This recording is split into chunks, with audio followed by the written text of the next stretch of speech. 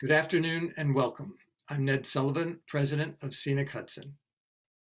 For those of you who are joining us for the first time, the Northeast Carbon Alliance is a dynamic group of farmers, land managers, scientists, and policy professionals committed to reducing greenhouse gas emissions and reversing climate change through natural solutions. As a group, we have a diverse set of skills and expertise, and we're working together to track greenhouse gases and implement strategies to sequester carbon from mountaintop to ocean floor across ecological systems in the Northeast region and beyond. Previously called the Hudson Carbon Consortium, we changed the name to the Northeast Carbon Alliance to better reflect our reach beyond the Hudson Valley, including colleagues from New Jersey, Massachusetts, Vermont, and beyond. Some key contributors to this group include scientists from the Woods Hole Oceanographic Institute, the Marine Biological Laboratory, Rutgers University, and many others. I'd also like to welcome two new members of the Alliance from the Trustees of Reservation in Sheffield, Massachusetts, Julie Richberg and Tom O'Shea. This group was originally assembled by Scenic Hudson in coordination with Hudson Carbon and first met in May 2019 at the Rockefeller's Churchtown Dairy in Columbia County of New York, hosted by Abby Rockefeller and Ben Banks Dobson. We held our second meeting at the Duke Farms in New Jersey in November of 2019. Duke Farms has been an invaluable partner in the Alliance, and we're excited to continue our work with them and their new Executive Director, Margaret Waldock, who is with us today. Today marks our third virtual meeting since the pandemic began. We've continued to grow and form productive working groups within the Alliance. The Farm Data Working Group is formatting and compiling their data to build a collective GIS platform among farms, while the Water Systems Working Group is looking at the flow and dynamics of carbon and nutrients from land into waterways. We're also working to form alliances and research areas that will enable them to overcome the obstacles to funding their important cross-media interdisciplinary work. Today's meeting will focus on opportunities for carbon sequestration and greenhouse gas mitigation in forests. An exciting development on the policy front. We've confirmed with the Council of State Governments that we will co-host a meeting with them this spring among Northeastern state legislators working on natural solutions to explore how we can work across state lines to advance natural solutions. Thank you, Assembly Member Dee Dee Barrett and Andy Bicking, for your leadership in this context. I want to thank Heather Eckert for her important role as project manager of the Alliance, and welcome Scenic Hudson board members whose leadership and support make our work possible. Richard Krupp, Kristen Gamble, Simon Roosevelt, Martin Van Hengel, Julia Widowson, and Elise Arnaud-Brill. We're going to cover a range of interrelated topics in a relatively short time period today, and look forward to hearing your key thoughts that can be examined more deeply in a subcommittee, and ideas that presenter Michelle Brown and I can take back to the New York State Climate Action Council, on which we serve, for consideration of state policy and action. Thank you to our Alliance forestry experts who will be leading the discussions following each of today's presentations. We hope all of you will participate in these discussions, and there will be a general discussion at the end. Our first presentation will be from the Nature Conservancy's Senior Conservation Scientist, Michelle Brown. She will provide an overview of opportunities for resilience and climate mitigation in New York State Forest. Please join me in welcoming Michelle. Thanks so much, Ned. Hi, everyone. I am going to go off video when I share my screen. I'm having a little bit of an internet hiccup here up in the Adirondacks, but I think it'll be better that way, and then I'll pop on video as soon as I'm done. So let me try to share my screen.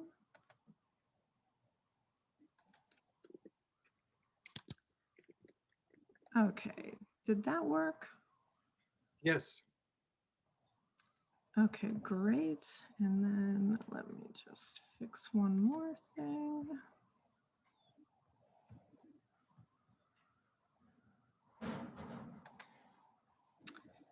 Okay, and I think I should reset.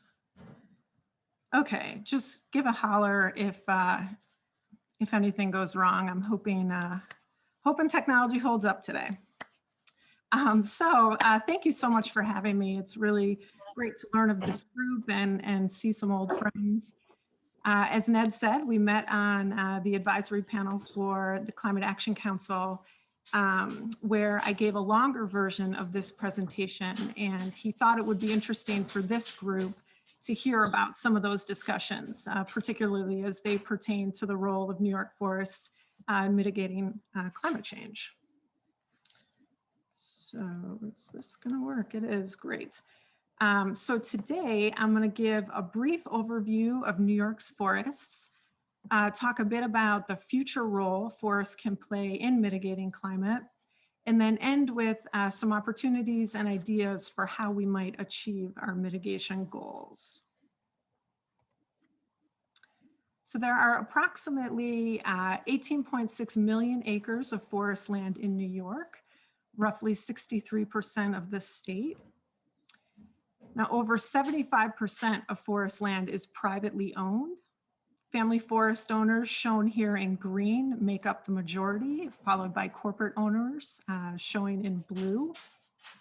New York State, of course, owns a lot of land, over 4 million acres, showing up here in that peachy orange color, ranging from forest preserve in the Adirondacks and Catskills to other state parks and state forests. But given the large percentage of private forest landowners in New York and all over the place, all over the country, the U.S. Forest Service administers a National Woodland Owner Survey. The survey is aimed at increasing our understanding of these private forest landowners.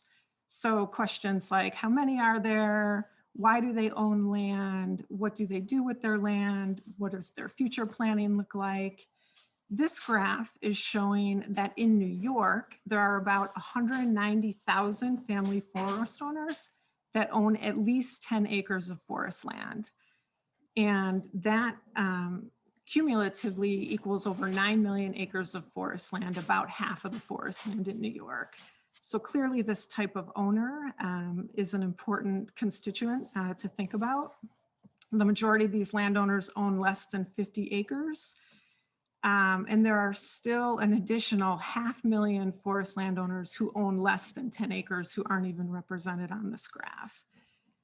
So again, important considerations when thinking about how to target different types of forest owners for different types of programs. There are going to be trade-offs.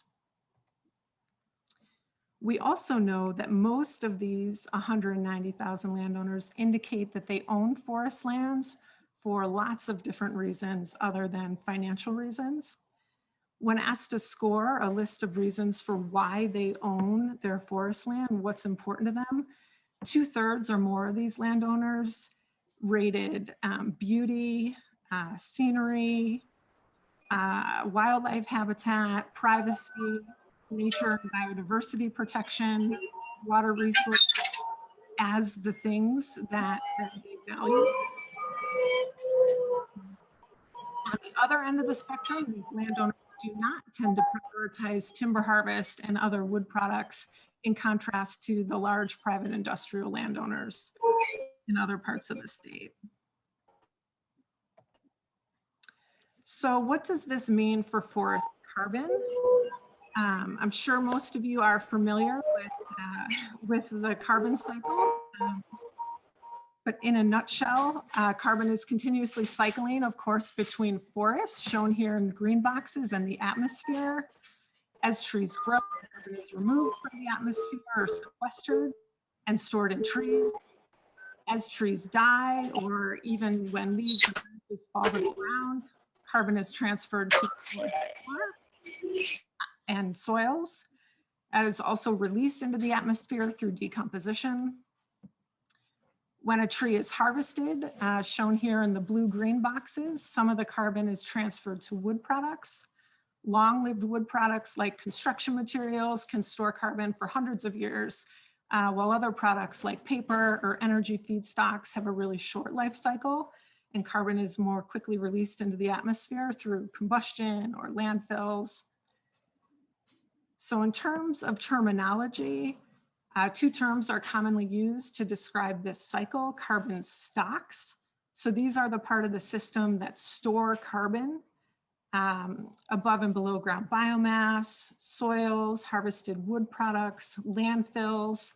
These stocks can increase or decrease over time. And then carbon fluxes. So the fluxes are the arrows in the diagram. These are how carbon transfers between stocks. And these fluxes can also be positive or negative. So where is carbon stored in New York? This is a map of above ground carbon storage in forests. You can see places like the Allegheny, the Catskills, the Southern Adirondacks. These are hotspots for carbon storage. Live trees, so the above ground biomass pool, is by far the most significant for forest sequestration, given that's what's growing, sequestering, and storing carbon. The mineral soil pool is large, but it doesn't change that much. So a lot of times we really are focused on that live tree component of the system that's actively sequestering carbon. So just like carbon storage varies spatially, carbon sequestration also varies spatially. So this graph is illustrating these regional differences in New York. So on average, per acre per year, Eastern New York forests are the most productive region of the state in terms of carbon sequestration.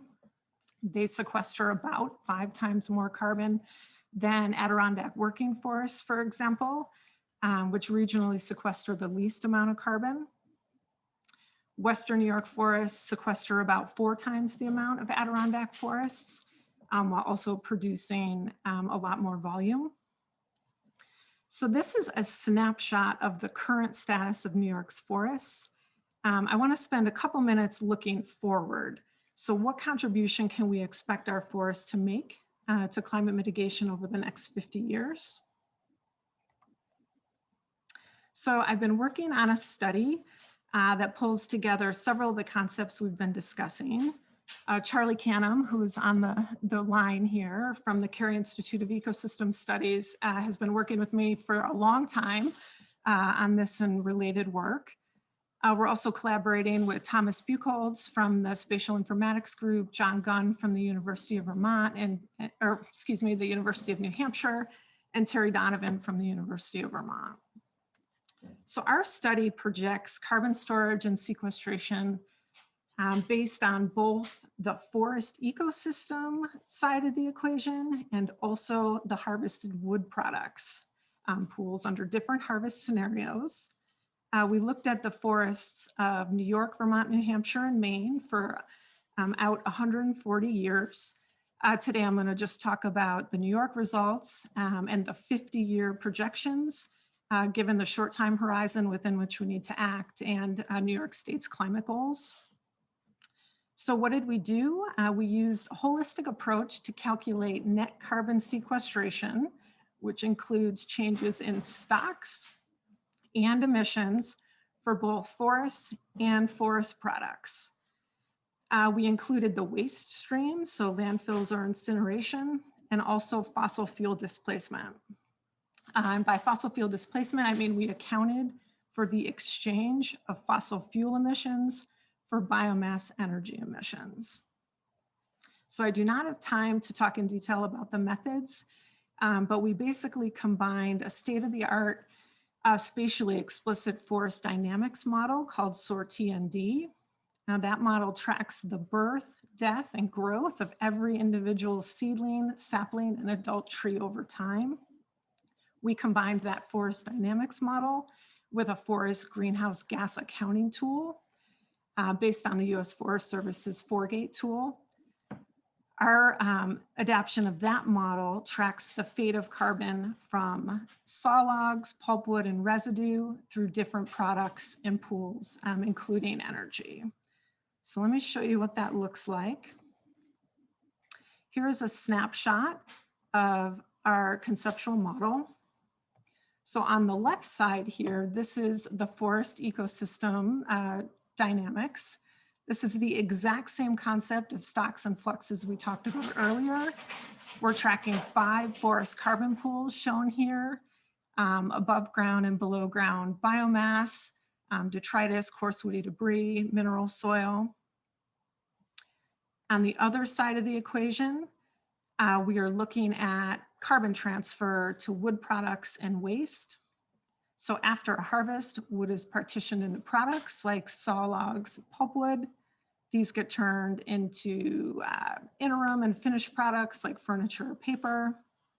All of these items end up as waste, either through incineration or put in a landfill. And we are also tracking energy production as it pertains to wood energy. So all of these activities either store carbon, those pools that can accumulate carbon are shown as ovals, or they emit carbon, depicted here as little clouds. The final step is to plug in harvest scenarios. We developed multiple harvest scenarios that vary in magnitude and frequency of harvest. But the important thing for today is our business as usual baseline harvest regime. So this harvest regime characterizes the current harvest on the landscape based on U.S. Forest Service FIA data. So using statistical techniques, we asked, what is the annual probability that a plot is harvested? And if it's harvested, what is the total amount of basal area removed? We then took that information and projected it out as the business as usual harvest scenario. And we did develop additional harvest intensification scenarios and also ran a no harvest scenario. So key results, what did we learn? Well, with respect to harvest, the data show that highly variable partial harvesting is the dominant harvest practice. So this is in contrast to, say, 50 years ago when silvicultural practices like clear cutting were more common. Now this graph is showing the proportion of logged plots per forest type on the y-axis and the percent of basal area removed on the x-axis. The red circle is showing that the 2 most common forest types in New York, northern hardwood conifer forests and oak hickory. And what this is demonstrating is that harvest is primarily happening at very low densities in these forest types. The amount of basal area removed is very low, skewing very low, as opposed to some of the other forest types, that where that varies less or is showing it's flatter in this particular graph. It's important to remember that less than 3% of forests across this landscape are harvested in any given year. So that means that most of the forested landscape is in some stage of growth most years. So when we talk about carbon accounting and net carbon impacts, you must take into account the simultaneous emissions and sequestering happening across the landscape. So in terms of the net carbon impact, let me quickly remind you of how we're defining net carbon impact. In this analysis, net carbon impact has 3 main components: emissions of carbon to the atmosphere, These emissions are coming from decomposition of detrital pools in the forest, decomposition of forested wood products that end up in landfills, and carbon emissions from energy production. We're also considering sequestration of carbon. So those both on the ecosystem side, those pools like live woody above ground biomass, below ground biomass, the 3 detrital pools, as well as the forest product pools. And then finally that displacement, that idea of displacing fossil fuel emissions by the energy produced from forest biomass. So combining those 3 components is how we're evaluating our net carbon impact.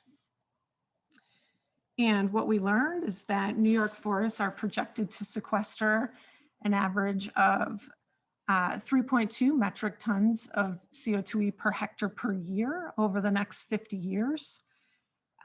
This is equivalent to over 24 million metric tons of carbon sequestration on average. It's a little bit hard to compare these numbers to other numbers, but our analysis does show that this is increasing sequestration over time. And it's also, it's a lot of potential for carbon sequestration. Largely the reason for this is historic land use. So 100 years ago, we experienced a lot of land use change in our landscape, where our forests are with respect to biomass. There's just still a lot of room to grow. So this is really good news when thinking about climate solutions.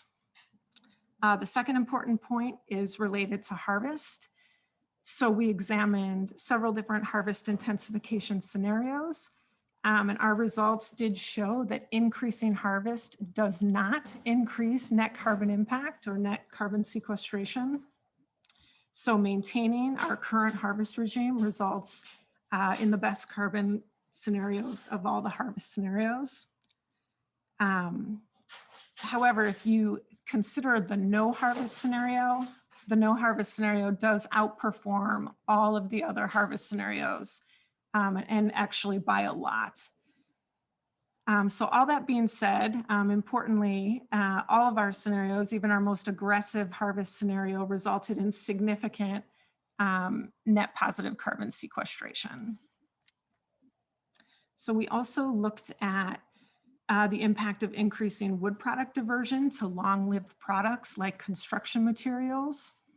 And that resulted in increased net sequestration. So thinking about diverting the current makeup of our wood products more into those long-lived products versus paper that decays very quickly, for example. And let's see. One quick thing about methane. So methane from landfills played a surprisingly large role in this story. Methane is much more potent than CO2. It has an outsized impact on overall emissions. So we did see that playing a role in the results of this analysis. The good news is that landfills have the ability to capture methane, and that's a strategy that in the discussions that Ned and I have been having with our group, could be considered for expansion. This type of modeling approach could be modified to examine any number of different harvest regimes and wood product scenarios, which brings me to my last point. This analysis is entirely focused on the climate potential of northern forests, but it's really, really important not to forget about all the other values that forests provide. So now we know the current state of New York's forests. We know we have a lot of potential to continue sequestering carbon over the next 50 years. I'm going to spend the remainder of my time giving some brief thoughts about opportunities to maintain and increase the carbon impact and resilience of our forests. So in terms of goals, New York State has set very ambitious goals in the climate bill that passed in 2019. So the work that Ned and I are doing with the panel is about how do you implement now these really aggressive goals that have been set. While most of New York's goals will be met by reducing emissions through the reduction of fossil fuel use, increasing renewable energy, as shown in this graphic by the clean energy bubble above the world there. But that still leaves really large sequestration goals for New York's forests and other natural lands. So to meet these sequestration goals, we're going to have to think really big across protection, management, and restoration strategies. I've organized the rest of this presentation into those three buckets: protection, management, and restoration. So in terms of protection opportunities, forest land in New York has been relatively stable for nearly 4 decades.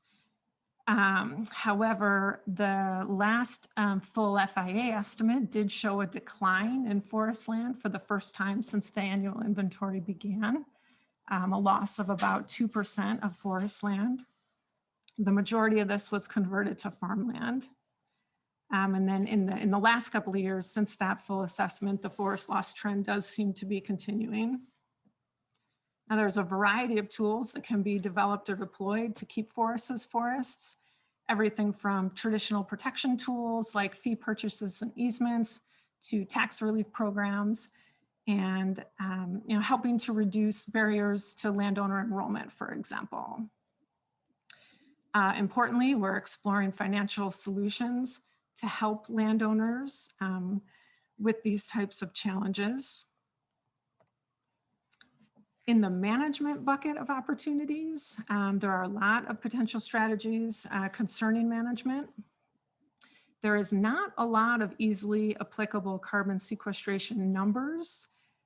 So in other words, if you change the harvest practices on your property, it can be difficult to assess exactly what the net carbon impact is, but work to improve on that is underway. And we do have a lot of information to draw on. Several researchers across the Northeast are examining forest management techniques that both improve the climate mitigation potential of forests while also improving the resilience and the ability for forests to adapt to climate change. Earlier, we touched on the potential to shift from short-lived harvested wood products to long-lived finished products. Not only do these products lock up carbon for a longer amount of time, but they have the potential to substitute for fossil fuel intensive materials like concrete, creating emission reductions. And finally, again, given the scale of these goals, there is a need to be innovative. It will be important to explore financial solutions that help landowners maintain and improve their forests. Troy Weldy, my friend and colleague, is coming up next, and he's going to talk in detail about carbon programs and markets. But I wanted to quickly mention just 2 TNC programs that are pursuing these types of mechanisms. Working Woodlands is a nature conservancy program that works with private landowners to preserve their forests and contribute to climate solutions while generating revenue for these sustainable management activities. So in a nutshell, TNC develops carbon projects for individual landowners who have viable opportunities. These opportunities tend to be on properties larger than 2,000 acres.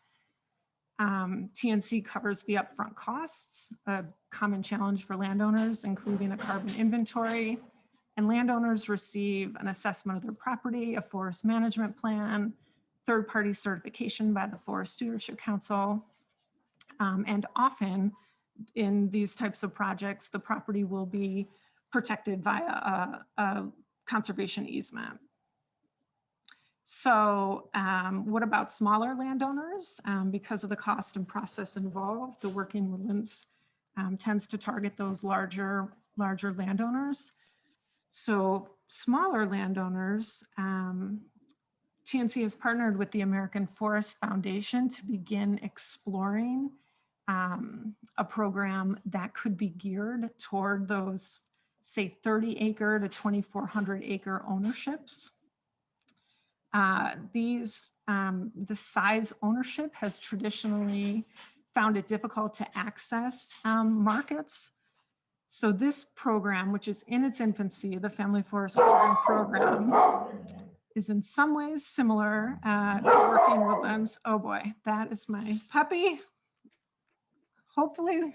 Yeah, and Michelle, I know that Troy is going to be getting into these, so maybe if you could just wrap up, then you can participate in the discussion once we've heard from Troy. So Perfect. That sounds great, Ned.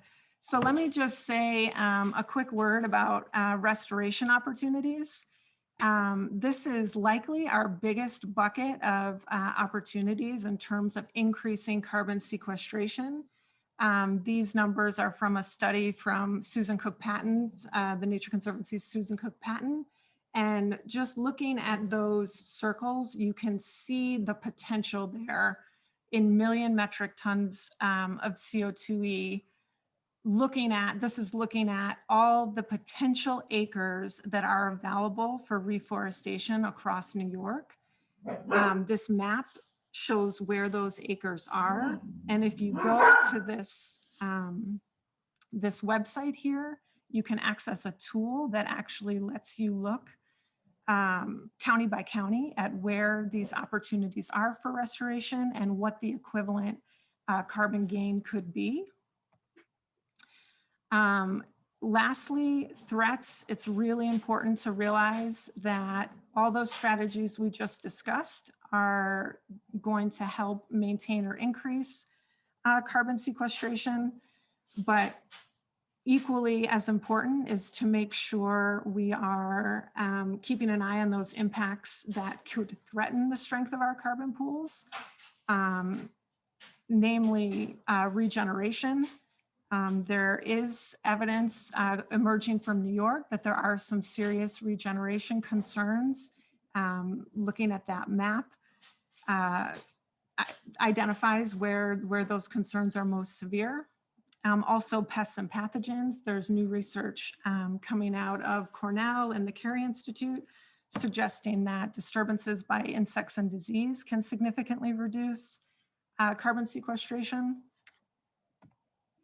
And then importantly, and I've mentioned this a couple times, but forests obviously provide an enormous amount of co-benefits: clean air, clean water, wildlife, fuel, wood products, economic benefits, job benefits. These are all really important values to balance and are and should be included as additional goals. And finally, this is just a summary of the opportunities we just discussed. I think it's just important considerations to keep in mind. You know, we should consider solutions that meet the full range of forest landowners and strategies that both increase storage and sequestration, consider co-benefits, other state goals, strategies that both mitigate carbon and build resilience into our forests. And finally, we should consider a full suite of solutions across the whole carbon cycle, forest ecosystems and harvested wood products. very good. Okay, Michelle, thank you. That was a fabulous overview. I think huge amount of information covered in a short amount of time, and thank you. So we're now going to have our first Q&A, and Dr. Charlie Canham, Forest Ecology with Carey Institute of Ecosystem Studies, will kick off the discussion. Well, I'm gonna open it up for questions, and there are two screens here, so I can't see you if you're waving your hand necessarily. So I'm encouraging you to pop a question in the chat so that everybody gets a chance to be called on. My eyes will be scanning the screen. You're welcome to just unmute and pop in, but that tends to leave some people out of the discussion. So there's a first question from Jared Buono from Cornell Cooperative Extension about fire frequency. Is fire frequency or intensity changing here as it is in Western forests? Michelle?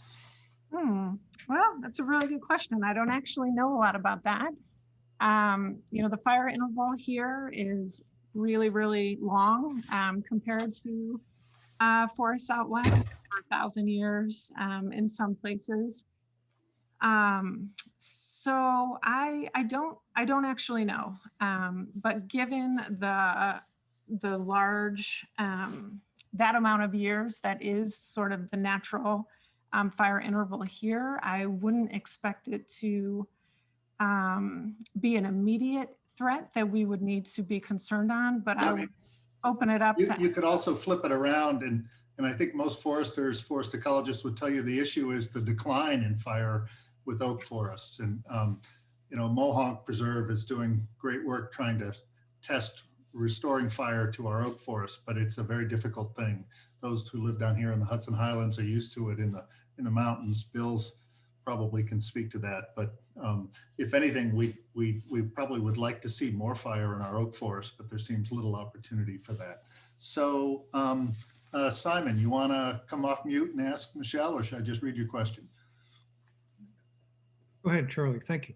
Sure. Yeah. So what are the main impediments to increasing long-lived forest products in New York State? That's a good question. Building those markets can be a real challenge. This is not my area of expertise, but this is what I'm learning from colleagues. So building those markets, changing the current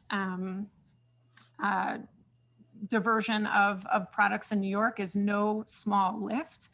I also understand that there are some restrictions with building codes that can be a real impediment for diverting more products to things like construction materials. There is research happening across the Northeast to try to work on some of those challenges, working on products and building codes that can be approved at a greater pace. That's happening in other states across the Northeast. Okay. A question from David Newman about biochar and whether there's the potential for carbon capture and storage from forest waste streams. Oh boy, that is a really good question. As far as the work that Ned and I have been involved with, there is our agriculture colleagues have been looking at some of those streams more from the agricultural soil perspective. I would love to open it up to folks on this call who know a little bit more about that than I do. Well, I would guess that mill owners would tell you they're already doing everything they can to do cogeneration with, you know, so within a mill, I think there's relatively little. I mean, they could divert it to biochar, I suppose, as opposed to using it for cogeneration to reduce, but I'm not, does anyone on the call have any other thoughts on, David, do you want to jump in? Do you have some thoughts on whether there is a significant waste stream that's available? I think there is a waste stream that's available. In fact, today I happened to go down to our local mill and talk to the mill owner, and they do use their waste products, and there are a variety of them for generating heat in their buildings and turning it into mulch. Those are all fine uses, but I don't think biochar is on the radar. You could generate heat, generate energy in the surplus gas, and also generate a product that's emerging as a stable form of carbon that can really help soils and agricultural lands. So I think my pitch, I guess, would be more energy and research into those things that are being researched now, into soil health benefits, waste management benefits of biochar. Because if there's a market for the biochar, and there is certainly a market that's growing, and a better understanding of its actual benefits and how to apply it, how to use it, how to make it, I think then you create another market for those waste products, those forest waste products, and agricultural residues and other things. Thanks. And I think the next question was about the benefits of bringing fire back. You want to elaborate? This was from the First Nations chief. Hawk, are you there? Would you like to speak? Yeah. Well, I mean, it's more than that. I was listening to about the biodiversity and the no harvest, and obviously we have harvest and it's not going to change, right? So how can we mitigate that? How can we work towards you know, adding other things to the forest when these things that are going to be harvested anyway are going to continue to be harvested? So if we're bringing, I believe, some of the foods, nuts and berries back to the forest, some of the other things back to the forest that'll bring more diversity of animals back into the forest that'll kind of level the playing field with some of the beetles that are taking over the trees and killing some of the trees, and kind of restore the balance of which animals are going to be in these areas that we need, is one thing. It also will help with uh, building more biomass to the ground if we're dropping more foods and nuts and berries in the forests, and then the burns will also help mitigate the it'll help slow down the intrusives that are taking over, to help the bushes that should be here, like more blueberries and stuff like that. But that was just some of my thoughts on what I was listening to. Creating more habitat and foods for animals so that we can help further balance. We were talking about 18 million acres, 18.6 million acres of forests in New York, but we never talk about the foods that are in the forests and or the lack thereof, because really we're just looking at the resilience after the Industrial Revolution, and mining and charcoaling and sheep farming and all of that, which is great. But I think that we need to bring some foods back into these forests and some more habitat creating trees, such as like, shagbark hickories and stuff like that, that'll bring a more diverse structure, whether it be for flora or fauna. Michelle, you want to respond? I think that all makes a lot of sense. I think that's really important for all of us to keep in mind. The next question was from Tom O'Shea, which is a question near and dear to my own heart when we talk about reforestation, the conversion of some of our most diverse communities. These abandoned agricultural lands tend to be incredibly diverse for both plants and animals. So the question, Tom, I don't see on the screen, but I'm sure you're there. Should we be concerned about the trade-offs with reforesting open pastures, considering grassland and open habitat associated biodiversity and agricultural opportunities? So I'll let Michelle answer you, and then you can jump in if you want. Yeah, that's a tough one. I suspect if all of us on the call gave an answer, we'd be all over the spectrum on that one. I guess my own perspective, there is a lot of non-forested land out there. Roughly 63% of New York is forested at the moment. So there is a lot of land that is in other land use types. I think there are certainly trade-offs as we think about especially scaling up a strategy like reforestation to the scale that may be required to meet these sequestration goals. So yes, I think there are trade-offs. I also think we can be careful the way these strategies are implemented and scaled, and it is going to take an enormous amount of time to do so. Even in that analysis about reforestation potential that I talked about, areas were not included as potential if they were being used for food, for crops, or high quality agricultural soils. So thinking about all of those different trade-offs, certainly biodiversity, as you pointed out, I think is important. I think there's just a lot of room for compromise, especially in the near term decade or two, to get some reforestation and afforestation where it's already happening, to encourage that to continue happening while minimizing those other trade-offs. But I'm certainly interested in your perspective, Tom, posing that. And I was told we need to wrap up by 2:50, Heather, I think. And so there was one last quick question from Robert Davis about whether the modeled harvests were designed by silviculturalists or sampled across the landscape.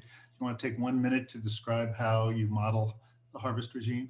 Yes, this is maybe the coolest thing about the work. Charlie and I, in looking at the harvest regime is modeled based on the current harvest regime out there. So we looked at data across New York, Vermont, New Hampshire, and Maine, and asked the question, what plots are being harvested, and when they are harvested, how much basal area is being removed. So we were able to statistically calculate what that harvest regime looks like and then project it into the future. And I think one of the realizations that we made were that what we're seeing across the landscape is not a traditional silvicultural prescription. Instead, it's a really highly variable regime in much of which is a lot of places where low biomass is being taken in those harvests. And then to your second point, most of the landscape is not being harvested every year. So when we were looking at those histograms, those were places that when were being harvested. So when there's a harvest, what basal area is being removed. But most of the time, in most places, there are not active harvests happening every year. Less than 3% of the landscape is harvested every year. Okay, we'll call a halt here and move on. Thank you very much, Michelle. Thank you. Michelle. Great job, Charlie. That was excellent facilitation. And I think that just provides us an excellent foundation for our ongoing discussion here. So next, we're going to hear from Troy Weldy, the president of Columbia Land Conservancy. And Troy previously held leadership positions with the Nature Conservancy at both the state and North American levels. And he's going to focus on what are the existing and potentially new programs for enhanced sequestration of carbon in forests. So Troy, you've got it. All right, thanks, Ned. So this talk is going to, Michelle sort of gave us the background in regards to the science. I'm going to take us down to the parcel level and begin to talk about activities that can happen on individual lands, including lands that many of you have under your direct management control. Now, I noticed as Michelle was going through her presentation, I recognized a few slides. You're going to see some of those same slides in here. So as Ned said, I was with the Nature Conservancy for many years doing forest carbon projects and closed on multiple carbon projects within New York, actually monetizing the carbon on those lands, as well as projects in Vermont and assisting with projects all around the country. I do feel inclined, this is to make sure, Michelle doesn't get any nervous about anything I might say. I feel inclined that I have to tell you that I no longer speak for the Nature Conservancy or represent the Nature Conservancy in what I'm about to present. Although you're going to see a lot of the data I'm going to present is referencing the work that I did while I was with them. I don't want to get Michelle in trouble, so I want to give that little disclaimer. So and this here is the group that knows all this in regards to why forests, why are we focused on the protection of our forests, because of everything that it provides, a lot of stuff that Michelle went into in regards to the water, the jobs, the recreation. I had this great interest in looking for market-based solutions and looking at how we support the New York economy and do conservation at the same time. And in particular, I was really interested in regards to more opportunities within New York to do forestry and potentially look at this even from a global scale, where we can minimize impacts on forestry elsewhere around the globe if we manage the forest in our own backyard better than we are now. Similar to farming practices, we want local food sources. We also want local wood sources. And there are ways in which I think we can manage our forests to provide all these benefits and get us the timber resources that we need to drive the economy in the state. So this is a variation of a map that Michelle had set up, looking at the resilient lands, lands that are resilient to climate change. She highlighted the importance of the Adirondacks, the Alleghenies, the Catskills, but also want to look at these bands that are in between there.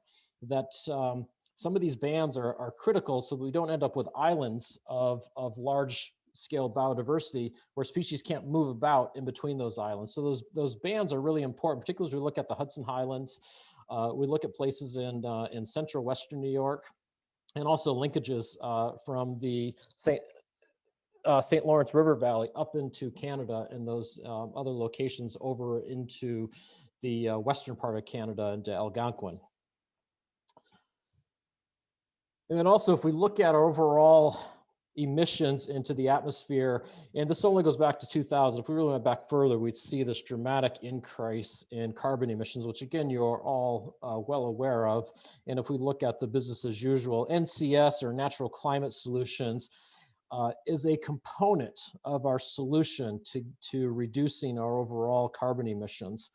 And the natural climate solution, that's where we're using particularly our forest, in this case, in this presentation, to increase or add to our overall carbon sequestration and storage.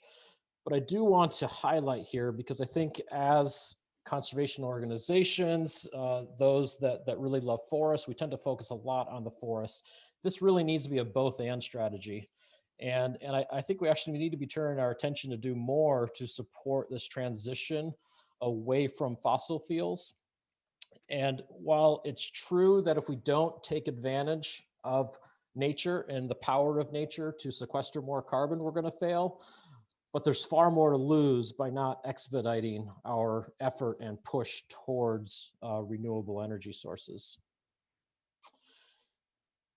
But for this talk, I'm going to focus in on that natural climate solution opportunities and the potential that's there.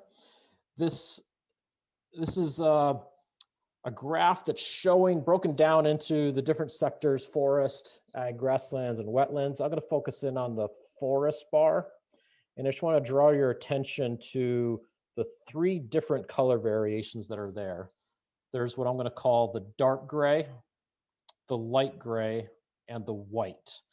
And what this is doing is that it's putting a price on carbon. And if you price carbon, if you have no price on carbon, there's high opportunity in this reforestation, and that's both reforestation and afforestation area.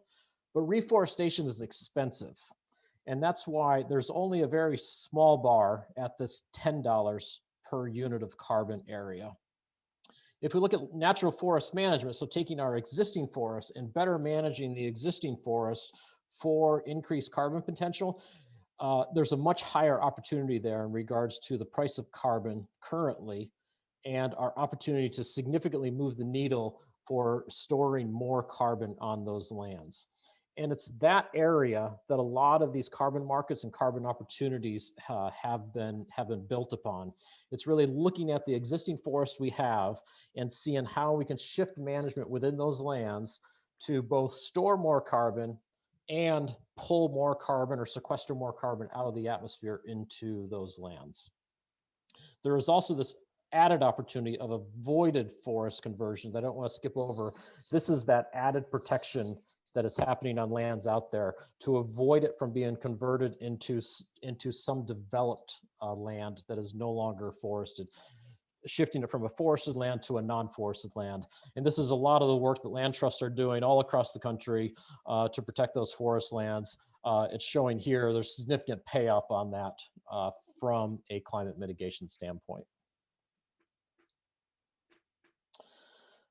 So I did want to dive in a little bit into these carbon markets. These are markets that are already established. These are examples of some of those markets. Most markets can be divided, though, into 2 different areas: the compliance markets and voluntary markets. So compliance markets are markets where the government says, thou shalt do this to a corporation. And in this case here, thou shalt offset their carbon footprint. California has the most well-known program that's set up. Ontario, Quebec have a program. Washington State, Oregon. Here in New York, we have RGGI that does something similar.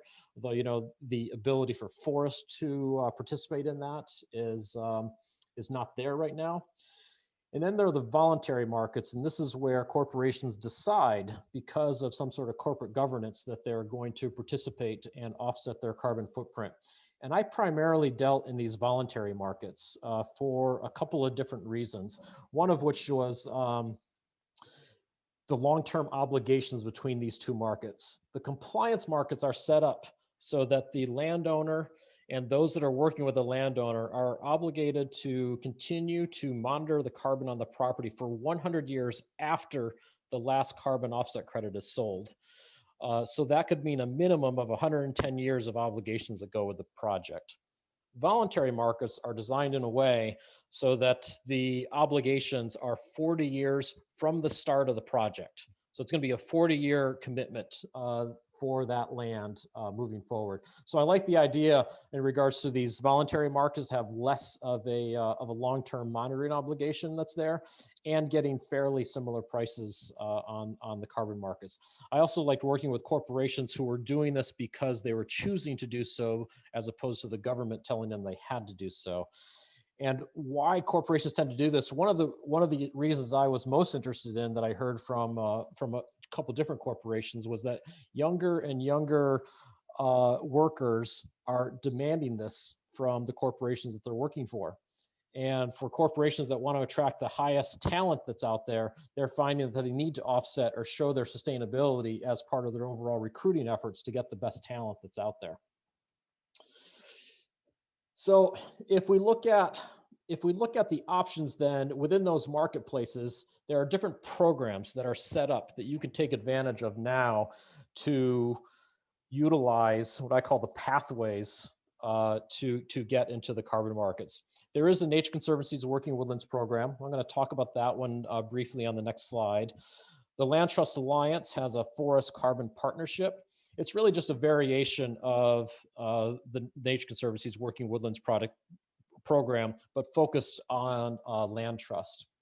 And then the American Forest Foundation is creating the Family Forest program that Michelle briefly touched on. I'm going to have a couple slides on that. I do have your own pathway, which for those that really want to dive in and learn more about this, and the Vermont Land Trust has done a fabulous job with this, where they've taken the Working Woodlands model and applied it to the Vermont landscape, aggregating landowners together. And I'd like to see us spend more and more time talking about state tax programs. I think there's a huge opportunity for us to do more regarding how we can incentivize forest tax laws to encourage people to manage their forests in a carbon resourceful way. Right now here in New York, our forest tax program is really an extraction program. You have to extract timber from your land in order to participate in that program.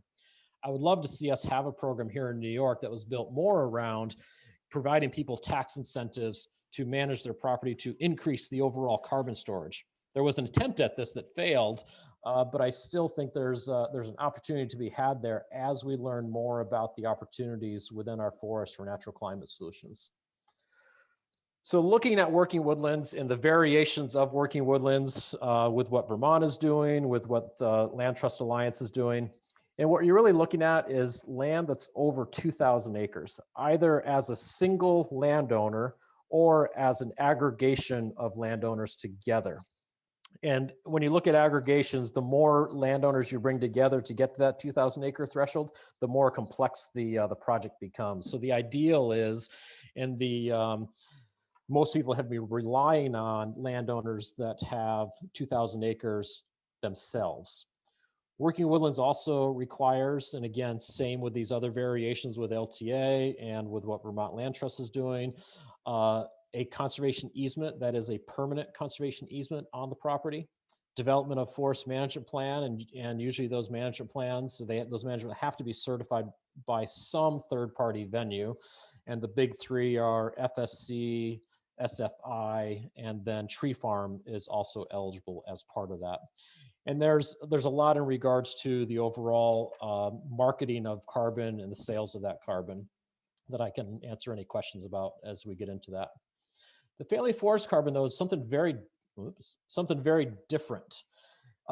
This is a program that, if it's successful, is going to gear the opportunities down to much smaller landowners. So that slide Michelle had looking at New York and looking at the number of landowners with more than 1,000 acres, or even if you looked at 500 acre landowners, you're talking about less than 1,000 opportunities across the state. Where if you scale that all the way down to 30 acres, you really have blown up the amount of people that can participate and actively engage in this program.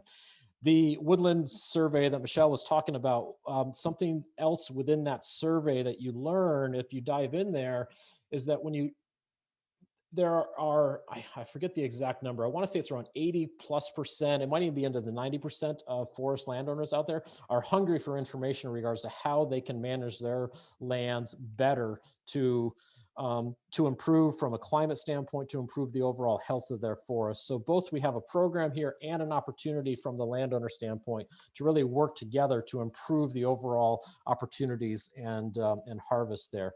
The other difference with the Family Forest Carbon Program is that it's not paying you for the amount of carbon stored on your property. It's paying you for completing what's called a practice on your land. This practice could be removing invasive shrubs or vines from the property, managing towards an old growth forest state. These are generally 20-year contracts, and they do not automatically include a conservation easement, although there certainly would open the door to have a conversation about an easement on that property. And I do have in the lower right there just a footnote that if you want to learn more about this, familyforestcarbon.org is the website. With any of these markets and programs, some things to consider are, what are those obligations versus the financial gains associated with this? I think a lot of times landowners look at how much they're going to be paid up front. They don't calculate out how much it's going to cost them to then monitor that carbon over that next 40 years or 100 years or whatever it is. And then also, who's responsible for the sales? One of the benefits of the LTA program is that they're taking care of all the sales and identifying the buyers for you. Some of these other programs, you have to do that yourself, and that just adds some complexity. And then are there easements, and just negotiating that overall, what are the terms of the easement associated with that? I threw this in here because I also want to talk about, I think there's an opportunity that as we talk to landowners about carbon, whether or not we're introducing them into a carbon program, it's talking to them about the current condition and quality of their forest, and then developing strategies to improve what that forest looks like. This here is just an example forest management plan from the city of Albany and their water supply lands, and looking at some areas in regards to overall the forest is in good shape, but we've got some red flags, and we want to work with them to address those and improve the overall quality of the land. And this here is, point you again down to the lower right-hand corner of the slides. I don't have time to go into this in great detail. The other thing that the Nature Conservancy developed, and this here is where I'll use the we when I was with them, the team I was working with, had developed a scorecard, the Forest Health Scorecard. If you go to the website, forestadaptation.org, and search for Forest Health Scorecard, this will pop up. And it's really about working with landowners to help them keep forest as forest, reduce the stressors that are on those lands, and then create some actions to improve the overall quality of that forest. This is just one page from that scorecard to get an idea of what you're asking landowners to identify. Here, just looking at the overall diversity and composition of the forest, looking at that species diversity, tree health, any insects, disease that are part of that. Also, if you go to forestadaptation.org, what you'll see is that it's a website it's a collection of projects around the US showcasing some real world examples of how managers have integrated climate considerations into natural resource management actions. So regardless of whether or not we're taking landowners all the way into a carbon market or just talking to landowners about how they use their land to increase the amount of carbon that's stored on their property, I think we, I'm now on a local land trust, so we as land trust, we as the broader forest conservation community, I think we have a great opportunity here to talk to landowners because they do want to hear from us. They are eager to hear this information. Even if there's not direct money tied to it, I think we can begin to move the needle on overall carbon storage and carbon sequestration from our forest. That is it. Overview. And we're now going to hear, Bob Davis is going to lead the Q&A in this section. And Bob is the Executive Director of the Winnicke Land Trust, building on his long career in forestry and natural resource management. He's doing really cool and exciting things right here in Dutchess County. So Bob, would you take it from here? Sure. I guess I'll kick it off with a question while we accumulate a few more here. They are coming in. Troy, you alluded, I've looked at the Family Forest Carbon Program myself, and as it's been operating in Pennsylvania, and I think with the right modifications, it could do a great deal of good in New York. I think it's going to be very appealing to, particularly to rural communities in the state where, you know, current levels of taxation aren't quite what they are here in the Hudson Valley. I don't think it's going to be particularly compelling to folks owning land in Dutchess County or Ulster County. But you did allude in your discussion to other programs, such as the tax law program. And in particular, the one that hasn't been terribly successful. Perhaps you could talk a little bit more about that program or how they might layer with one another, you know, to provide that kind of assistance in these higher taxed areas. So help me out. Are we talking about 480A? B. So, so I don't know what to say about 480. So 480B is this idea of how can we change New York State forest tax law to improve upon it and develop something that actually makes more sense to the landowners that we're seeing around the state, have more people participate in this program, and really have it be geared towards not timber extraction, but towards opportunities related to carbon storage.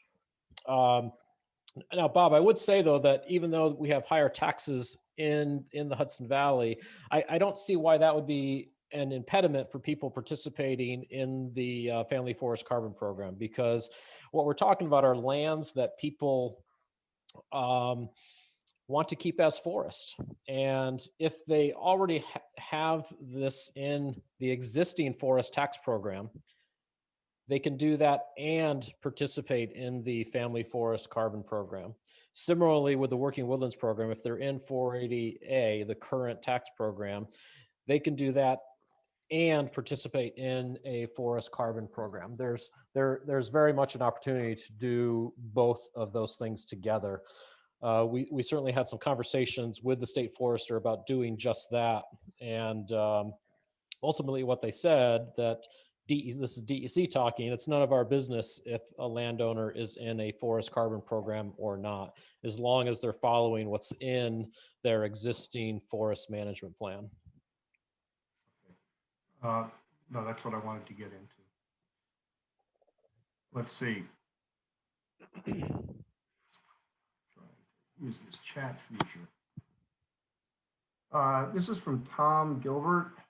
Troy, are you aware of any states that are considering enrolling state forest lands in the voluntary carbon markets?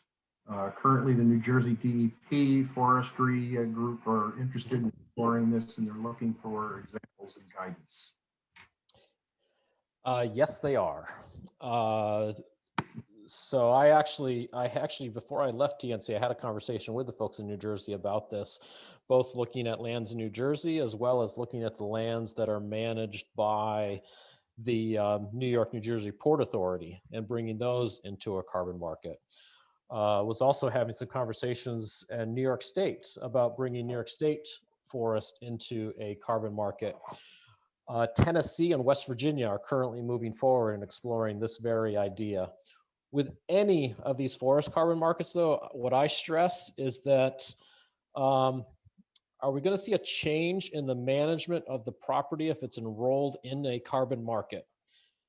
If there is no change in the management of that land, pre-market, post-market, I don't think it should be enrolled. And I actually feel the markets need to tighten themselves up so that we're avoiding having some of these projects ending up in these markets where there's no difference between what's happening on the land pre-entry into the market and post-entry into the market. And I think that is going to happen. We have another question from Clara Pregitzer. Looked like the US dollars associated with climate mitigation potential in your figure with the three colored bars was either 0, 10, or $100. Can you describe what those different price models represent? For example, urban reforestation only had white bars, which was not connected to any dollar value. So the dollars there actually were 10, 100, and then sky's the limit. So money doesn't matter, were the three bars there. And the money doesn't matter, that's where you're seeing a lot of the reforestation as well as some of the sort of the urban reforestation as well. It's just, it's really expensive, and the rate of return on some of these reforestations relative to carbon sequester in the market is just very, very high. Not to say that those projects shouldn't be done. With any reforestation project, there are many co-benefits that happen along with that. Okay, from Charlie Canham. Troy, can you address whether you're confident that a voluntary carbon offset deals will actually lead to additionality? Good question. Greater carbon sequestration than would happen otherwise. Otherwise, these deals are just greenwashing. Yeah, and I think, Charlie, that's, I think, what I was trying to get to in my previous response, is that I really would like to see the markets themselves narrow down the particular projects that are eligible for the markets, and that we really get towards true additionality more so than we are right now. The way the markets are written right now, they ask, what can you legally do on your property? They don't ask, what are you actually going to do on your property? And that could be a huge difference. So here I am with the Columbia Land Conservancy. We have lots of lands here around Columbia County. Legally, we can go in and clear cut those lands, which then means the delta on the carbon side would be huge. We have no plans to do so and would not go in and clear cut those lands. And in fact, we're not likely to do much timber harvesting on our properties at all. I do think we are going to do some, but it's extremely limited. So our baseline should be a do nothing. And how do we then enhance the carbon underneath the do nothing model? And, you know, maybe I get carbon credits for shooting more deer. I'd give them to you. Sure. We have another question. I can't see who asked this one, but Troy, can you address the environmental justice challenges with regard to carbon markets and how these programs address the concern that offsets allow polluting companies to continue high emissions in communities already overburdened with air pollution? Yeah, I mean, there are both some real issues there, and there are also, I think, some misperceptions in regards to what's happening with some of these offsets. So with the offsets that I was involved with and the sales that I was doing on the voluntary side, I was only going to engage with a corporation that was first and foremost reducing its overall carbon footprint. It's impossible to get to zero at this stage. But if a corporation is going to make no effort to reduce their carbon footprint, the nice thing about the voluntary market is as a seller of those credits, I could choose who I want to and don't want to work with on those carbon projects. So pushing those corporations that are in these urban areas to first and foremost address the high emissions that are happening there, and putting all sorts of pressure on them to address those. The offsets is more of a luxury for them to do than addressing what's happening within their own backyards and communities first and foremost. Okay. And do we have any further questions? We have 2 minutes. I see a hand raised in the screen. This must be your question. Sagitog First Nations, question regarding avoided forest inversion. Yeah, so, you know, the forests near us in Columbia County, they're all zoned for agriculture, which means, like you were just talking about, how they can turn them into farms and everything like that. Is there any kind of work going towards changing these zoning laws for these forests that need to be protected, especially in these zones that are labeled as really biodiverse zones that are strong for carbon sequestration? And is there a way to get a coalition started towards that end goal to protect these forests so that when people do buy them or they are sold, they can stay forests and continue doing their job? Short answer is not that I'm aware of. Michelle may have some information about anything that may happen at the state level. There, I've heard some things kicked around at the state level in regards to no net loss of forest. I don't think that's going to be in the cards in the near term, but who knows? In regards to Columbia County and really a lot of the Hudson Valley, where we have these forest lands, for a lot of the forest lands that were previously ag lands, I think the reason we saw this shift is that they weren't prime ag lands. So I don't know how much of a risk there is in the conversion of some of these areas to agriculture. I think we'll see some. We also may have some opportunities to do some silvipasturing opportunities, so blending ag and forestry together, and looking at it.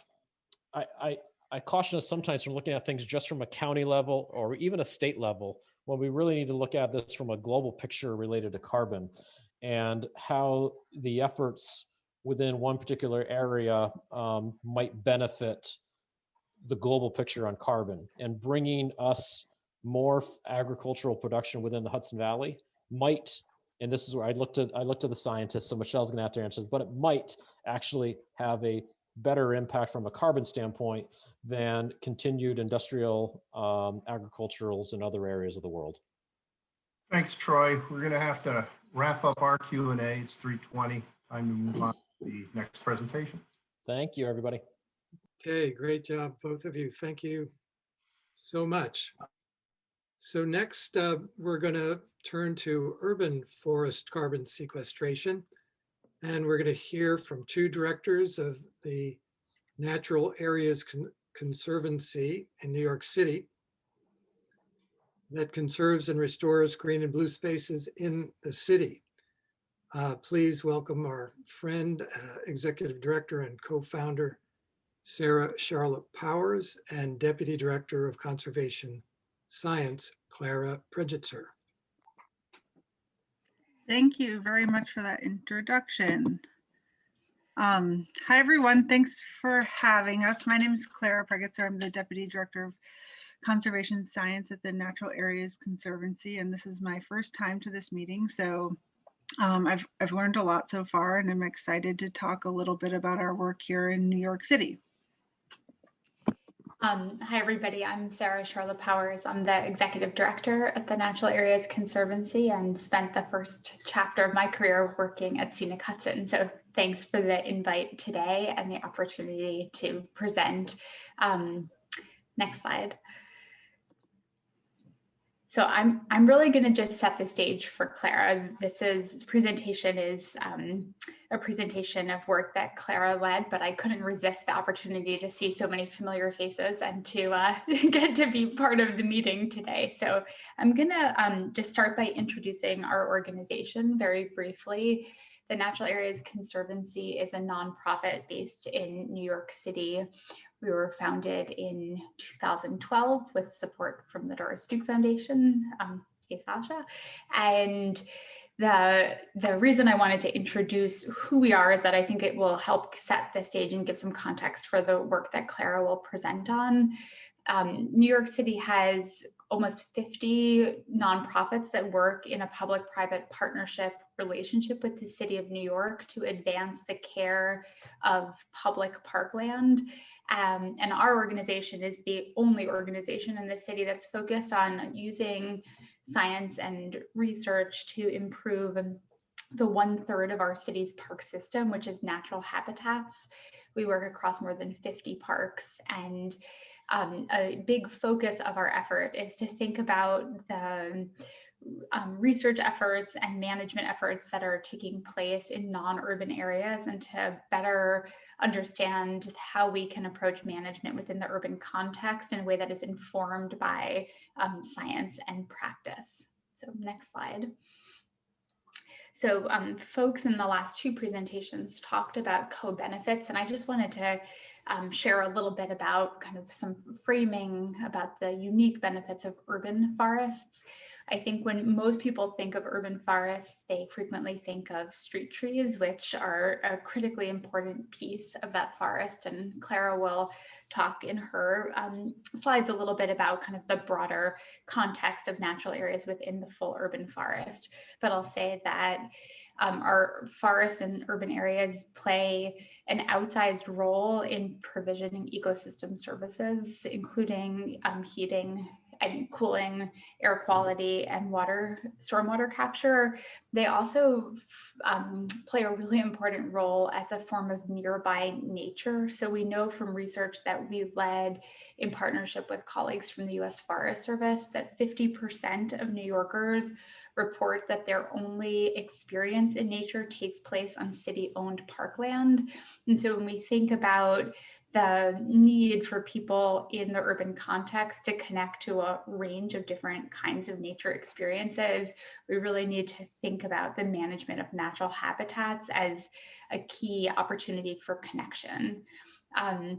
I'll also mention that many people have really highlighted, and it's critically important, the threat of extreme heat in urban areas as an opportunity for real leadership and within the urban forest community. But within that broader conversation about extreme heat, there's been a lack of knowledge and understanding about the role that natural areas play as sinks for cooling, and also just better understanding the role that they play more broadly in the provision of ecosystem services. And then the last point I'll just make is that over the last 100 years, what we think of as traditional rural forests has really changed a lot, and many, many more of our non-urban areas are looking increasingly like urban areas in terms of the kinds of stressors that they face, the amount of fragmentation, the level of stress from pests, the use that they receive from visitors. And one of the things that we're really excited about as it relates to kind of spanning this urban-rural divide is thinking about urban natural areas as a learning lab for the management of natural habitats under the stresses and kind of extreme conditions that increasingly our more rural counterparts are seeing and experiencing. So just a couple of points about kind of the relationship between cities and climate change. Urbanization is obviously a huge contributor to climate change. Cities represent a small portion of our global land area, but we consume a huge amount of the world's energy and produce the majority of emissions. And urban areas are frequently vulnerable and in close proximity to water bodies. As I mentioned, there's a real opportunity for leadership because of the huge population density that exists within our urban areas, but also opportunities for local government to really innovate and to set the stage for leadership that can then be adopted and expanded across other landscapes. All right, so Sarah and I are here to share a carbon budget for natural areas in New York City.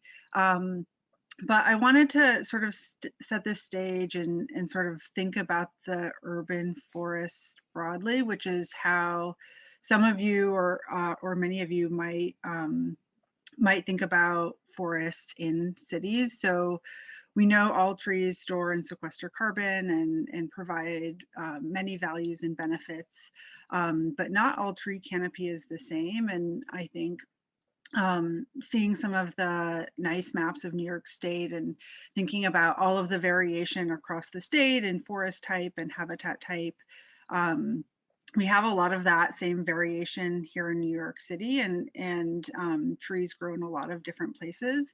And our organization focuses really specifically on natural areas, which are most similar in sort of structure and composition to the rural forests that exist across many parts of New York State.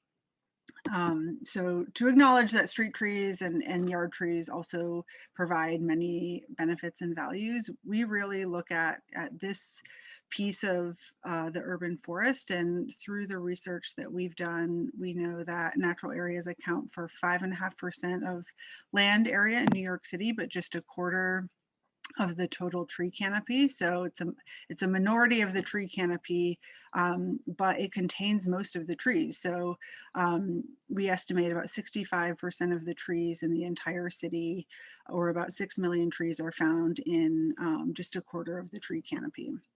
And we also know through some of our research that these forests are primarily dominated by native species. So natural areas in New York City occur across 53 parks in all 5 boroughs, and can include, a pretty small patch, less than an acre, to pretty large patches or collections of patches that can be a few hundred acres. So we have a lot of that variation here in New York City. So in knowing that we had majority native species, and through some field work, we were really beginning to understand and describe the forests here in New York City, and we wanted to associate that with some ecosystem value. So we decided to calculate or estimate a carbon budget for carbon storage and sequestration within natural areas in New York City.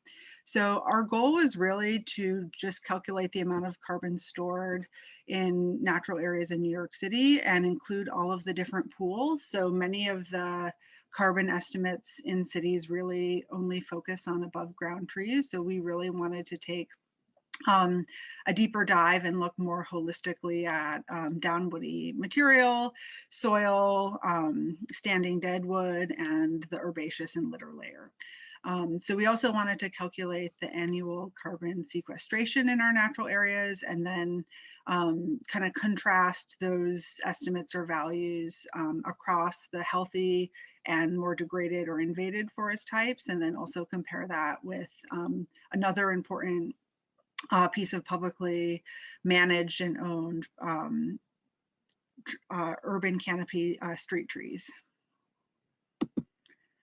So I won't share a lot about the methods. We have a report and a publication in peer review right now about this project, but this is based off of primarily field collected data. So in 2013 and 2014, we went with field techs across New York City and measured over 1,000 fixed area plots in natural areas in New York City.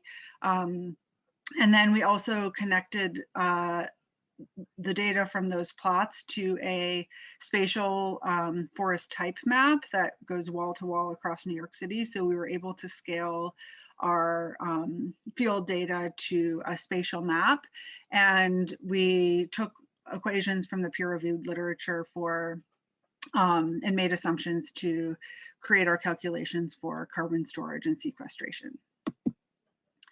So I'll quickly go through what we found now. So the natural areas in New York City, similar to the number of trees, since it's related to biomass, account for 69% of the carbon stored, and we estimate 83% of the carbon sequestered of all trees in the city.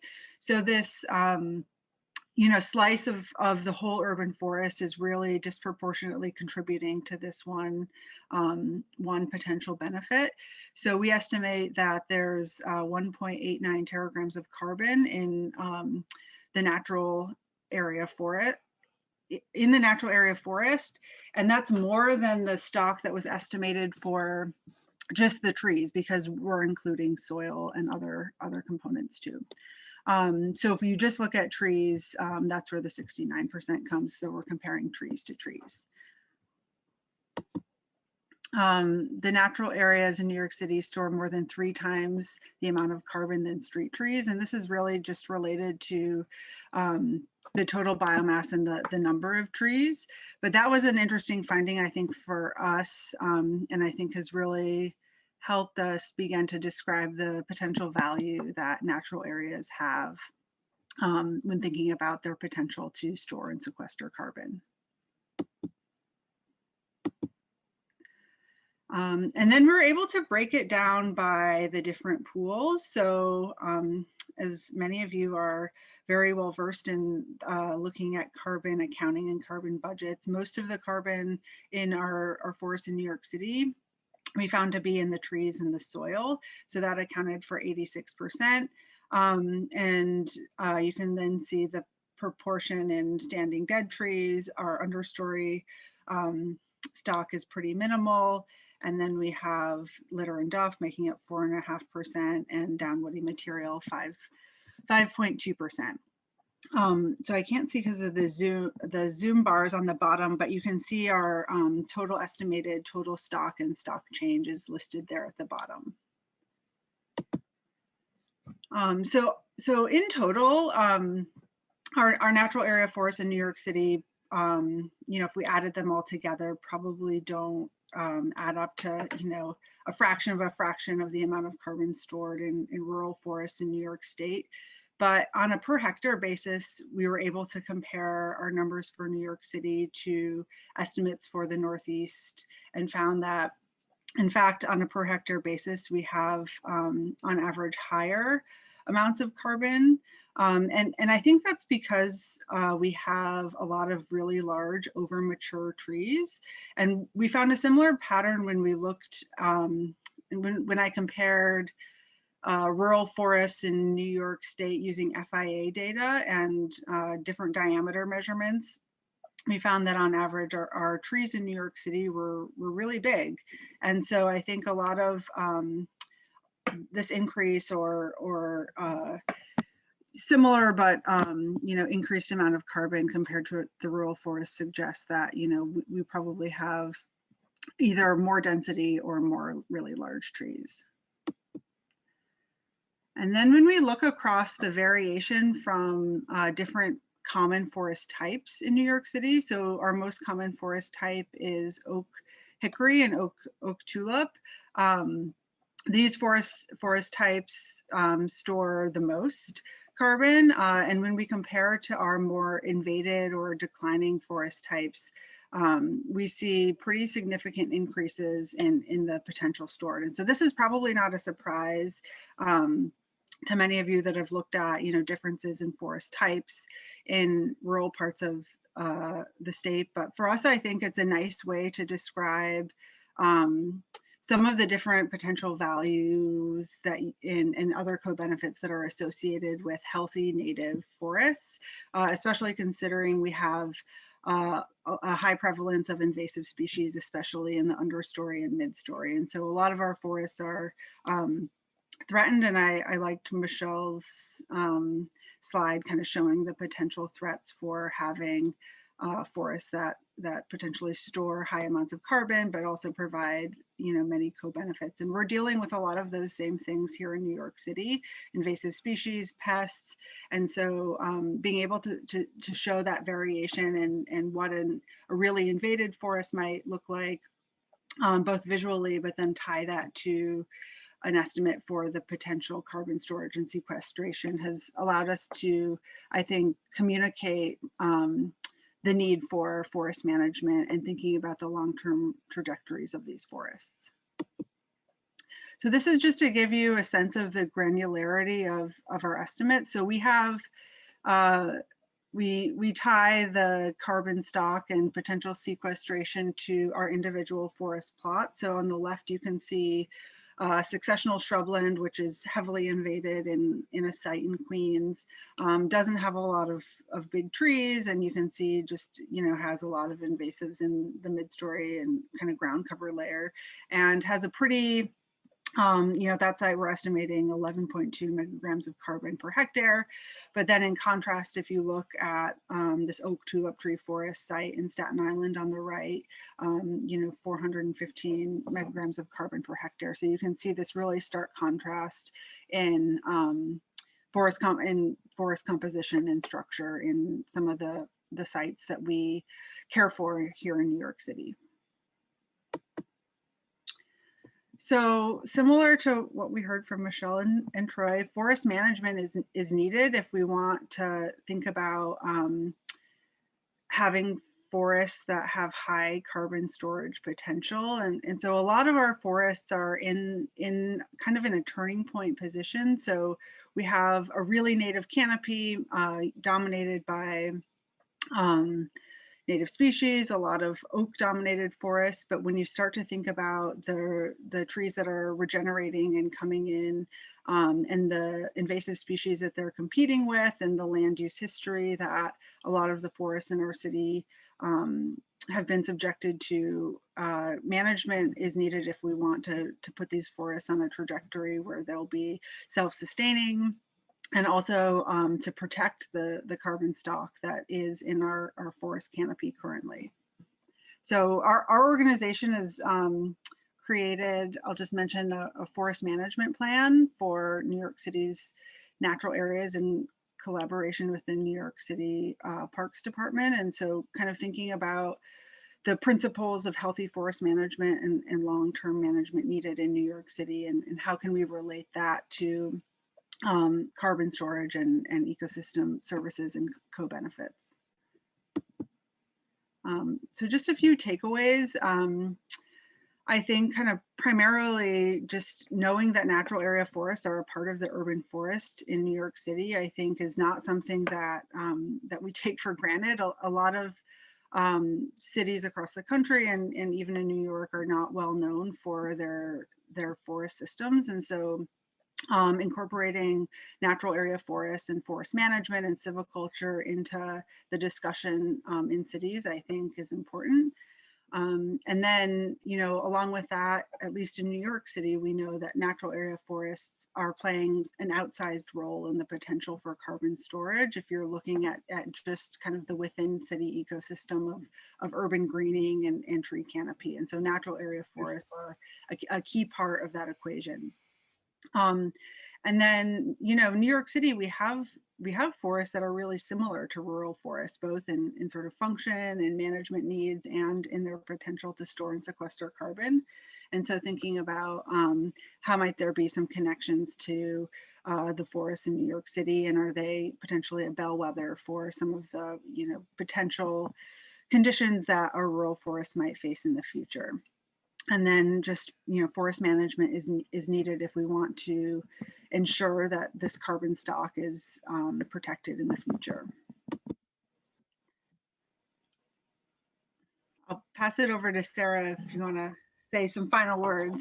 Yeah, well, I just wanted to say thanks again for this opportunity. In addition to our work in New York City, we manage a network of 12 teams from 12 US cities that are looking at this topic, kind of each in their own local environment, and are really interested in thinking about cross-city sharing of information and cross-city communications and advocacy, but we haven't done a ton of work thinking about how to tie together our New York City portfolio with the rest of New York State. And so I'm excited to, think about whether there may be opportunities to kind of learn from one another and to strengthen that local connection across the urban-rural divide here locally. And I think that could include some of the items on this list, but look forward to discussing with folks on this call as well. Wonderful. Thank you, Sarah and Clara. Great presentation, and thank you for that invitation, which I'm hoping, we as a group would take you up on. How do we integrate what you're doing with what we're working on, because I think they are synergistic, and that's why I felt it was important for you to join us today. So Bill Schuster will lead our Q&A. Bill has been a member of our alliance since day one, and he serves as the executive director of Blackrock Forest. He's been there since 1992 and has overseen the development of the organization as a nationally significant biological field station. So Bill, thank you. It's yours. Okay. Thank you, Ned, and thank you, Sarah and Clara, for that great presentation. I think it's a good point. We look at our region and it's diverse from really deep forest to a lot of urban areas, and often those are treated as kind of holes in the donut and ignored, and I think it's important to recognize that fact. I just wanted to ask if any of the research showing faster tree growth rates in urban areas is influencing, do you think, what you found in terms of carbon storage? I know that there's, the heat island effect in cities, higher nitrogen deposition, and working with Andy Ryman and Kevin Griffin and others in general, when we compare Blackrock Forest tree growth to New York City tree growth, we find it's a lot faster down there. Yeah, we looked into that for our sequestration rates. At the top of my head, I'm forgetting the exact, sort of approach or citation we used, but we did look at that because we're essentially using a assessment at one point in time. So we didn't use actualized growth rates, but I think the fact that, we see larger trees in New York City than New York State, I think could also be a signal to some of the work that, you described that has shown that we have, higher incremental growth rates in the city due to, urban heat island, potentially longer growing seasons, and then higher, higher concentrations of, different things here in New York City. So yeah, I think that is definitely playing a role. I think there could be, more research done to sort of solidify that. I do think it could also play a role in the standing dead tree. I think dead trees, I think we might have higher mortality rates in some cases too. So we might have higher growth rates, but then higher mortality rates. So maybe the trees are, entering the coarse woody pool at a faster rate too. And we don't have really any of that rate change information included in our carbon budget in detail, but I think there would be a lot of interesting potential to look at that. And I know we have a lot of frequent storms in New York City. So I think we had really high coarse woody material that could have been due to just a combination of things such as, Hurricane Sandy, Hurricane Irene, all of that wood was potentially on the ground when we did our coarse woody material measurements, and then in combination with, potentially higher mortality rates that could lead to some differences that we might see in New York City in terms of the cycle of wood between different pools. All right, terrific. Thank you. I also really appreciate the fact that you brought up the future trajectory of these forests is very much at risk. And I think we all need to recognize that's true in a lot of our state. Troy and maybe Michelle showed the New York State map of where regeneration is failing. It's all over the Hudson Valley. I mean, it's just, so we got some questions about that. Michelle asked, do you see regeneration challenges in your forests? I'm thinking seedling regeneration that we know can be a problem in other parts of the state. Clara or Sarah? Yeah, I can take a stab at that. I think we suspect that we have regeneration issues in New York City. I know just looking at sort of our single assessment, we saw a lack of regeneration, but I think, that was, one measure in time, and to really sort of understand the source limitation and seed rate limitation and looking at real germinants, we didn't get into that detail. A pattern that we did see in our citywide data was a lot of shrubs. So we have a lot of lindera in our healthy forest that could be sort of shading out our the potential for oak regeneration. And I know oak regeneration is a problem in a lot of places, but that's something that we're interested in looking at more. And we also have deer here.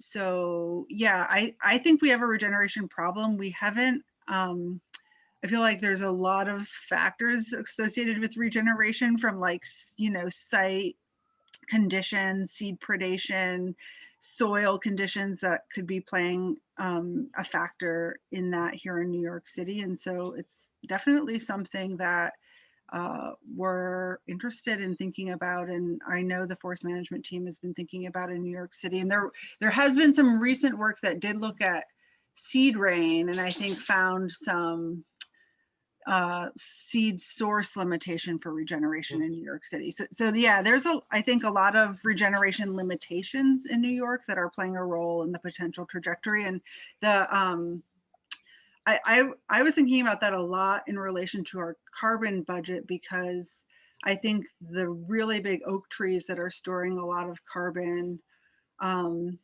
are, comprising of, this native canopy layer germinated a long time ago, and we're a pretty different city now than we were 80 or 100 years ago. And so, yeah, I think there's a lot to think about for the future of New York City's forests related to trajectories and regeneration. I just wanted to chime in and add, I think it's worth highlighting that in addition to all the things that Clara just mentioned, there's also some political challenges to the kind of management activities that support regeneration. And one of the big efforts of our local advocacy, and I would say and education work, is kind of busting the myth that tree planting is the single best management intervention that can take place in the urban context, and to think about management of invasive species and other activities that really support and bolster ecosystem function and create the conditions that allow regeneration to happen more effectively. And that's been a big, I'd say, kind of political hurdle and ongoing campaign. And for us, the work we do occurs in such a highly political landscape and in such an expensive landscape that those challenges are they're an important factor as well that we really need to consider and address. Terrific angle to discuss. Thank you. It's terrible to think about the planting of trees being competing with the health of our natural areas and their ability to regenerate, but I guess that's possible. In terms of trying to ensure the future regeneration of these areas, or related to that, Charlie Canham's got a question. Urban forests provide so many benefits beyond carbon sequestration. Does the climate mitigation angle help you garner support you need to manage them to prevent the degradation? Yeah, I mean, I think that's definitely on our mind. I think there's, yeah, I don't think we're trying to, suggest that urban forests alone will solve much of the climate crisis, but I think there's a really important opportunity to sort of connect the idea of the carbon cycle and the idea of healthy forest management into cities, and think about opportunities for education and also for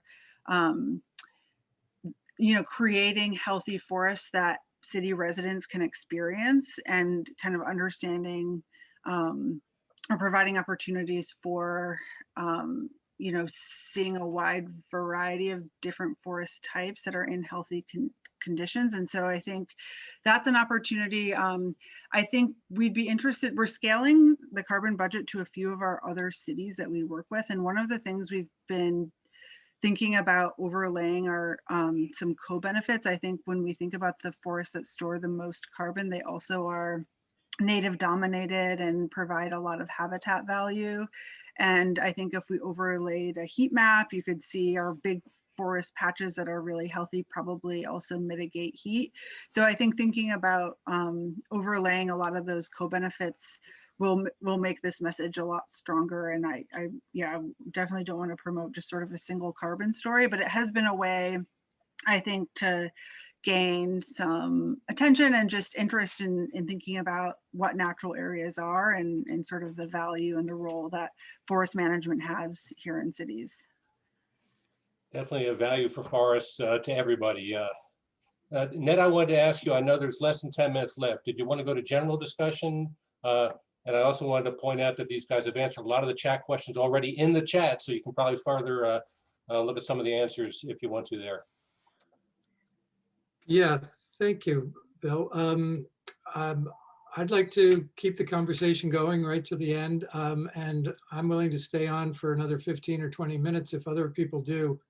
I do have, why don't I just pose a few questions that can be answered in terms of the great presentation we just heard, but also more general, and that is, what subjects would be ripe for us to continue conversations on at a subcommittee level of the Alliance? That's first. Second, what recommendations should Michelle and I take back to the State Climate Action Council? And third, what opportunities are there for interstate collaboration on any of the issues that we've heard about today, either in the urban setting or in the other discussions that we've heard? So maybe we can just continue the conversation, continue questions and comments, but I would value hearing back from people on those three subjects. And I would just suggest one, which is subcommittee work to determine how we can collaborate with Sarah and Clara on their work.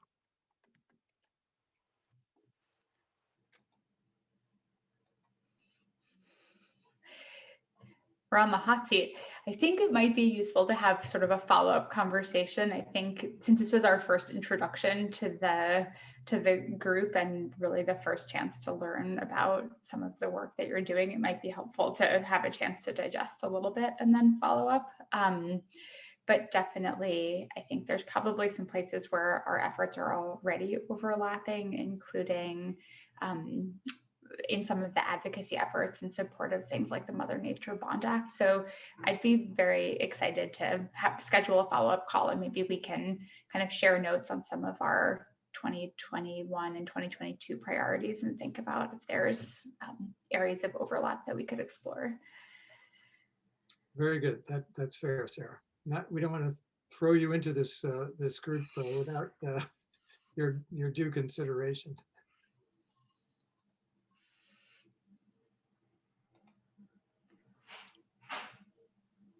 Okay, so Ned, maybe I could throw an idea in, or actually it's more of a question, but across the different presenters today, we saw a question arise at the kind of nexus of the challenge of additionality, as well as, as trying to find ways to both understand the additionality and pay for other management practices that change the trajectory of forests or natural lands in ways that aren't really around improved forestry, right?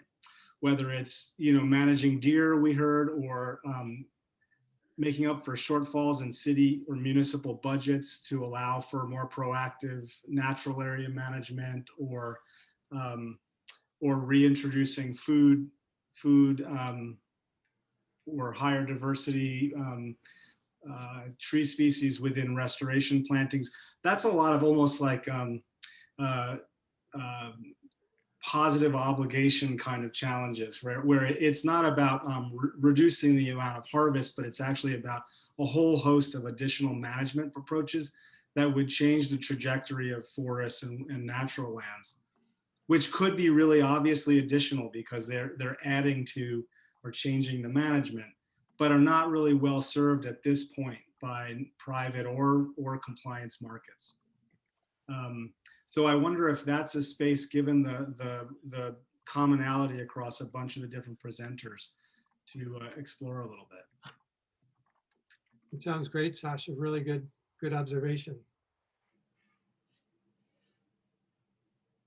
Anybody want to add to that thought, or others?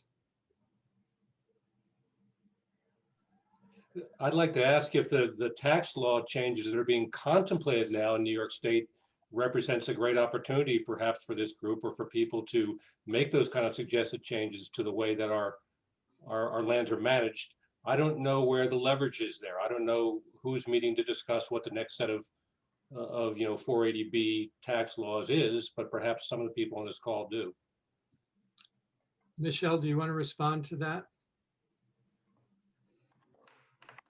Yeah, that's a really great question. So there has been quite a bit of conversation on the advisory panel, the Agriculture and Forestry Advisory Panel that Ned and I are sitting on, to craft those kind of recommendations for an updated program. It's unclear at this point what the level of detail will be coming out of the advisory panel going to the Climate Action Council. And there will certainly be a public comment period that emerges from then. But the range of conversations in the group to date have been similar to some of the things we're talking about today. So expanding the current program to include multiple values, everything from carbon to wildlife to other ways to reward people for the good management of their forests that they're doing. And then if you had specific recommendations, now is the time, and I would volunteer Ned or myself if we follow up after this. There is a very short window of time right now where we could still pose direct suggestions to the group. But that window will close within the upcoming weeks, just given the timeline that the Climate Action Council is on. Ned, I don't know if you have anything to add. Yeah, that's great, Michelle. I think if people do have thoughts, please write to Michelle or me or Heather, and we'll see if there are opportunities for us to introduce those in our roles. I just want to add on to that, though. Bill, if you want to follow up with me afterwards, please do, or anybody else, and that is changes to the existing forest tax law. So forget about actually having to go to the legislature, but what's in the power right now of DEC to change 480A, and they're working on that. And there should be a proposal coming out very soon. And I think particularly, Bill, with the research you have at BlackRock, there could be some opportunities to influence what could come out of that. So we actually were looking at how many changes can we make within the confines of the existing law to get as close to the ideals of 480B that we can have going through a regulatory change as opposed to a legislative change. That's a great observation, Troy. Yeah.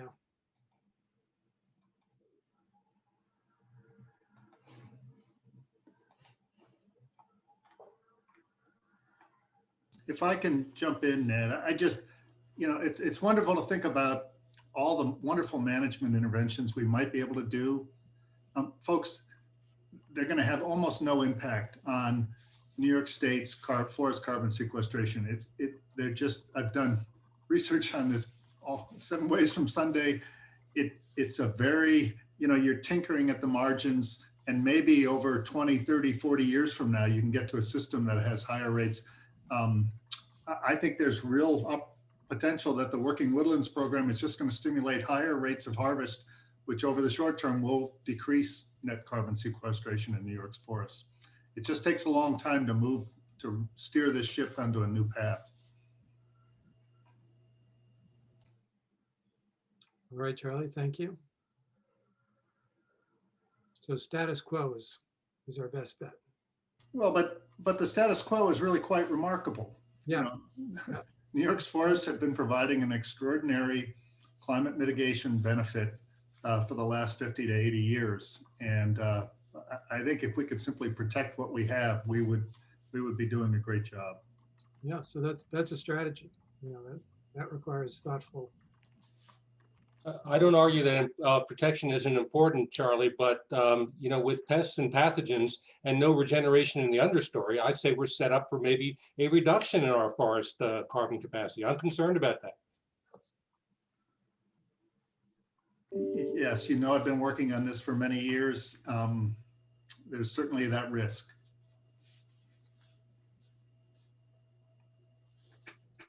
All right. I've also heard in the conversation that we're having a steady flow of decreased forests too. So, I know that we are working on an agroforestry project with the Ramapo and with other indigenous nations on the East Coast here that are working towards bringing these foods and medicines and other plants back into the forests while keeping the forests that we already have, just kind of complementing the forests that we have because of the need for the more biodiversity as well as foods, but and knowing that we're not going to be able to stop the harvesting that's happening, but to be able to add to the forests on things that are not going to be harvested the way that the other things are. Thank you. Thank you, Harp. Hey, Ned, it's Elise. I'm being new to this conversation. I have a question. Working with some of Harvard Forest, for example, and the Wildlands to Woodlands vision for the Northeast, has there been some thinking about how to combine some of this work with that scaled approach? And I know that's interstate and it's on a regional level, but the vision seems very similar in scope. Maybe tactics are different or strategies are different. I'm just wondering if there's been some overlap or discussion on that. Thank you, Elise. Anybody want to respond to that? Ned, I can say that New York State has been working directly with Harvard Forest, actually, recently in the last several months, to replicate a portion of the analysis that you were just describing, Elise, in New York. So looking at their land use change forecasts, because it's a really important piece of how these estimates are going to be derived in New York. So I know that particular piece, there has been a direct connection that's been made with the state through the U.S. Climate Alliance. But I agree with you that body of work that they've put together is really impressive. And I think the more connections we can make, the better. Thank you.